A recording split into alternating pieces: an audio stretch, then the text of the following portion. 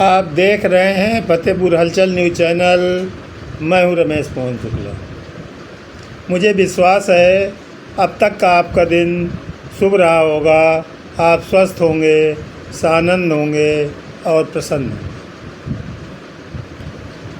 साथियों,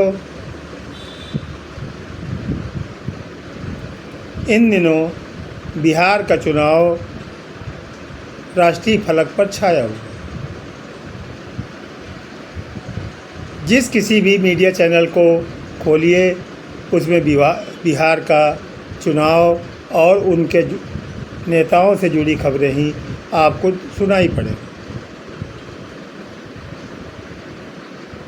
बिहार में और पूर्वी उत्तर प्रदेश सहित जहाँ जहाँ बिहार के लोग बसे हुए हैं, वहाँ छठ का त्यौहार भी इन दिनों धूमधाम से मनाया जा रहा है। कल छठ पर्व का पहला दिन था, नहाएं खाएं, और आज दूसरा दिन है खरना का।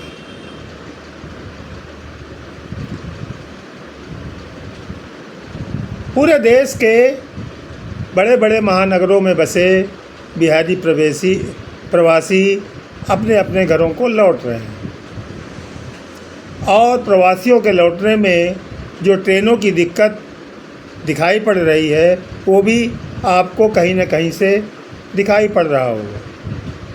यद्यपि केंद्र सरकार के रेल मंत्री अश्विनी वैष्णव ने ये वादा किया था कि इस बार 12,000 से अधिक ट्रेनें बिहार वासियों को बिहार पहुंचाने के लिए चलाई जाएंगी, लेकिन जिस तरह की भीड़, जिस तरह की अव्यवस्था ट्रेनों में दिखाई पड़ रही है, वो अकल्पनीय है। एक तरफ बुलेट ट्रेन चलाने का दावा करने वाली सरकार आम आदमियों के लिए सामान्य ट्रेनों का भी इंतज़ाम नहीं कर पा रही।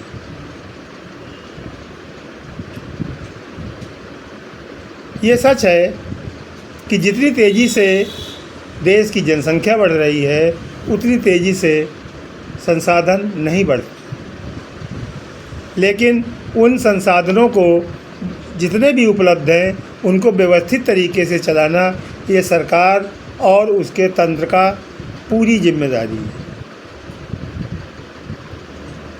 आवश्यकता के हिसाब से ट्रेनें किसी रूट से काट करके किसी दूसरी रूट में बढ़ाई जा सकती है, और ऐसा पहले भी किया जाता रहा।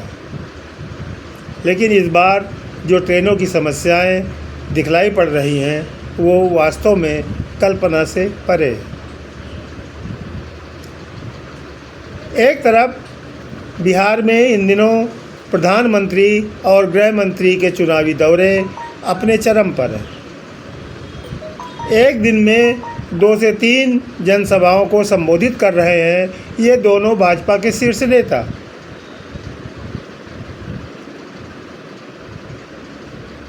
तरह तरह के जनसभाओं में सब्ज़बाग भी दिखाए जा रहे हैं और भय भी। जैसा कि मैं पहले बता चुका हूँ, बिहार का चुनाव इस बार भाजपा और विशेष रूप से मोदी और शाह के लिए बहुत महत्वपूर्ण है। और उस बिहार को चुनाव को जीतने के लिए भाजपा और भाजपा की गुजरात की लॉबी अपना पूरा दमखम लगाए हुए है।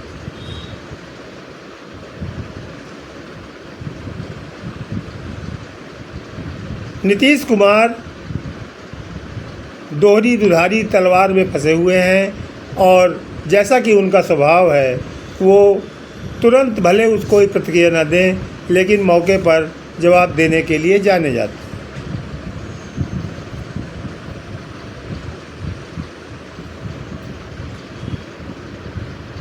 बिहार में पहली बार एक तीसरी ताकत के रूप में प्रशांत किशोर जन स्वराज पार्टी को लेकर तीसरे मोर्चे के रूप में उभरे हैं। 40-45 से ऊपर का मतदाता भले जातिवादी संकीर्णता में फंसा हो, लेकिन जिस तरह की खबरें और जिस तरह के रिपोर्ट्स मेरे आदमियों द्वारा बिहार से भेजी जा रही हैं, उसके अनुसार जो बिहार का बेरोजगार नौजवान है और जो बिहार में सर्वाधिक है इस देश में, यानी 25% से ज़्यादा बिहार की आबादी नौजवान है। उनमें प्रशांत किशोर का क्रेज़ सर चढ़कर बोल रहा है। और अगर ये क्रेज़ कहीं मतदान में बदल गया तो निश्चित रूप से बिहार चुनाव के परिणामों की कल्पना करना बहुत आसान नहीं होगा। इस देश का प्रबुद्ध वर्ग, राजनीतिक विश्लेषक और तथाकथित पत्रकार जो जातीय अंकगणित के हिसाब से अपने फैसले बता रहे हैं, अपने अनुमान बता रहे हैं, वो सारे के सारे इस बार ध्वस्त हो जाएंगे।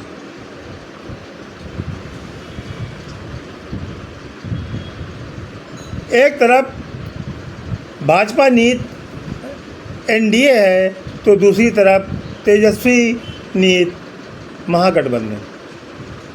महागठबंधन में इस समय कुछ फीका फीका चल रहा है, क्योंकि महागठबंधन के प्रचार का सारा जिम्मा तेजस्वी यादव के कंधों पर है।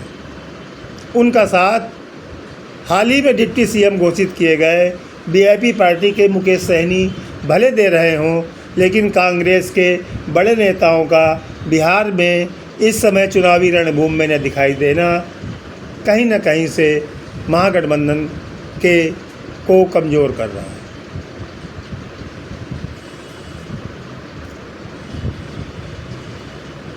छः नवंबर को बिहार में पहले चरण का मतदान होना। इस हिसाब से मात्र 10 दिन बचे हैं पहले चरण के चुनाव प्रचार को समाप्त होने में। एनडीए की तरफ से देश के प्रधानमंत्री नरेंद्र मोदी और गृह मंत्री अमित शाह सहित प्रदेश स्तर के तमाम नेता कमान संभाले हुए। यही नहीं, लगभग भाजपा नीत सभी प्रदेशों के मुख्यमंत्रियों को भी चुनाव प्रचार में झोंक दिया गया। उनमें से एक मध्य प्रदेश के मोहन यादव भी, जिनके राज्य में भले ही अराजकता का माहौल हो, इंदौर में क्रिकेट खेलने आई ऑस्ट्रेलियाई टीम के लड़कियों के साथ छेड़छाड़ की जा रही हो, या भिंड में सवर्ण और दलितों के बीच में जो आक्रोश पनप रहा है उसका मुद्दा गर्म हो, लेकिन मोहन यादव बिहार की जनता को सच दिखाने में लगे हुए। वहीं उत्तर प्रदेश के मुख्यमंत्री योगी चुनाव प्रचार एक बार कर आए हैं और दूसरी बार भी जाने वाले हैं। Deputy chief minister Keshav Prasad Maurya तो बिहार के सह चुनाव प्रभारी भी बना दिए गए।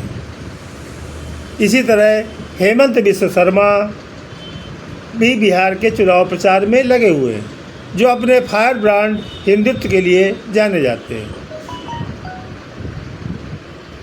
लेकिन अभी कांग्रेस की ओर से न तो राहुल गांधी चुनाव प्रचार में उतरे हैं और न प्रियंका गांधी, न खड़गे साहब वहां पर गए हैं और न कोई बड़ा नेता। कांग्रेस का चुनाव प्रचार वहां के स्थानीय नेताओं के सहारे एन केन प्रकारेण चल रहा है। तो ऐसी स्थिति में बिहार के परिणाम क्या होंगे, ये अभी से कयास लगाया जाना बिल्कुल कठिन होगा। लेकिन जैसा कि मैं एक पुरानी अपनी वीडियो में ये विश्लेषण कर चुका हूँ अपने बिहार के साथियों के द्वारा भेजी गई रिपोर्ट के आधार पर, कि यदि यही स्थिति रही तो निश्चित रूप से इस बार बिहार में त्रिशंकु विधानसभा का गठित होना अनिवार्य लग रहा है। अभी तो 10 दिन हैं चुनाव प्रचार के। इन 10 दिनों में बिहार का माहौल क्या बनता है, कैसे बनता है और कैसे बदलता है, ये देखना शेष है। आप देख रहे हैं फतेहपुर हलचल न्यूज़ चैनल और मैं हूँ रमेश मोहन शुक्ला। जय हिंद, जय भारत,